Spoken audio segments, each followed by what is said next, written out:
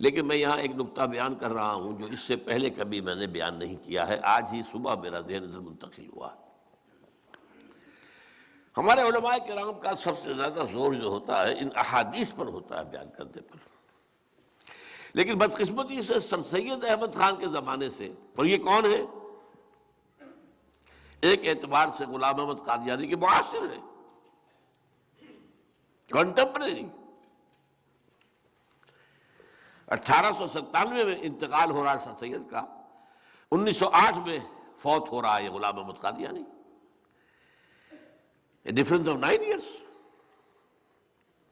اور سر سید کے ذریعے ایک بہت بڑا فتنہ شروع ہو چکا تھا امت کے اندر کہ احادیث نبویہ کی کوئی خاص اہمیت نہیں ہے، بس قرآن قرآن قرآن، اور قرآن کی پھر تفسیر کرنے میں جو اپنی عقل میں آئے۔ روک تو ختم ہو گئی نا، جو ایک خاص شکل بنتی ہے دین کی شریعت کی، وہ تو قرآن پر حدیث کا اضافہ ہوگا، قرآن پر سنت کا اضافہ ہوگا، تب شکل بنے گی۔ سنت کو اور حدیث کو ایک طرف رکھ دیجئے تو نماز بھی ایک نہیں ہے۔ نماز کیا ایک کیسے ہو جائے گی؟ کہاں قرآن میں لکھا ہے 5 نمازیں ایک جگہ؟ کہاں ان کے اوقات دیے گئے ہیں؟ کہاں بتایا گیا کہ ظہر کی 4 رکعتیں فرض ہے، عصر کی 4 ہے، فجر کی 2 ہے، اور یہ مغرب کی 3 ہے؟ کہاں ہے؟ سنتوں میں اتنا فرق کہ فجر کی سنتیں تو واجب کے درجے میں ہے، باقی کچھ سنتیں مؤکد ہوتی ہیں، غیر مؤکد۔ یہ سارا نظام کس نے دیا؟ تو میں نے چھوٹی مثال دی آپ کو۔ نماز کا نظام قائم نہیں ہو سکتا حدیث و سنت کے بغیر، تو دین کا نظام کیسے بن جائے گا؟ لہذا دین کے خلاف یہ بہت بڑی بغاوت تھی۔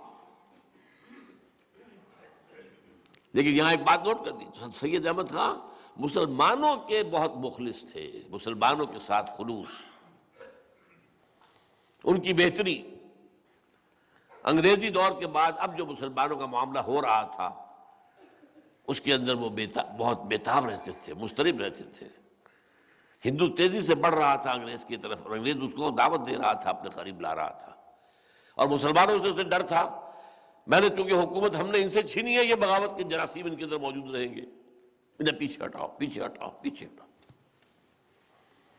اگر یہی بات جاری رہتی تو ہندوستان میں 100 برس کے دوران مسلمان تو رہ گئے ہوتے صرف کسائی یا پلے دار، بس اس طرح کا کوئی کام کرنے والے، باقی کو اور لوگ کھا رہے تھے۔ تو 2 پہلو ہیں سر سید کے، اور یہ میں چاہتا ہوں اس کو نوٹ کر لیجیے۔ ہماری ایک عام عادت ہے غلط، جس سے محبت ہے اس کی ہر شے درست، اور جس سے کوئی نفرت ہو جائے اس کی ہر شے بری۔ یہ بات ٹھیک نہیں۔ خذ ما صفا دع ما غدر، جو ٹھیک ہے صاف ہے اختیار کر دو۔ کوئی آدمی بھی مکمل صحیح نہیں، کوئی آدمی بھی مکمل غلط نہیں۔ مکمل صحیح صرف اللہ کے رسول، اور مکمل غلط وہ جو ہے عزازیل نامی شیطان لعین۔ لہذا ہمیشہ بڑوں کے بارے میں عقیدت کی وجہ سے ان کی غلط بات سے بھی نگاہ نہ بند کر دی جائے۔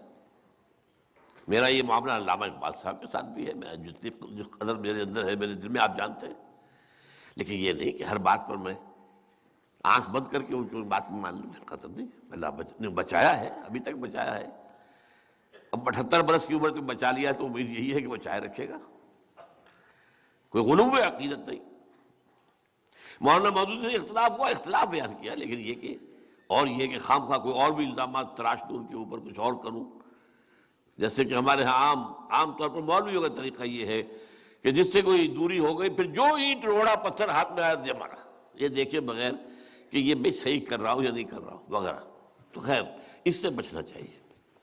اور یہ میں نے آج سر سید احمد خان کے بارے میں آپ سے کہا، ہندوستان میں انکار حدیث، استخفاف سنت کے فتنے کی اصل جڑ سر سید احمد خان ہے۔ کوئی اور شخص اس قابل تھا ہی نہیں کہ وہ اس فتنے کو شروع کر سکتا۔ اس کی ایک بڑا اونچا مقام، وہ بہت بڑا عالم تھا۔